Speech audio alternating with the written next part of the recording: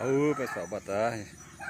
Ó pessoal, fiz uma canoinha agora pra mim botar ali no rio pra pegar um surubim. Canoinha aqui de 6 metros. Ver se ela presta, né? Colocar dentro d'água aí pra ver se ela não afundar.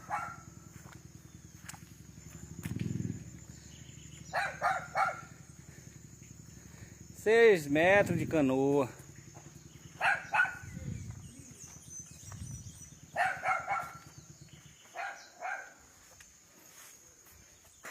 É calafetada com PU-40.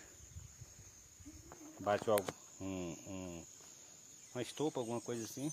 Bota a PU-40, fica só o ouro. Botar no rio aí. Daqui um dia vamos filmar aí pegando um surubim aqui numa grota. No rio Bacuri, por enquanto. Depois nós leva pro rio Uruará.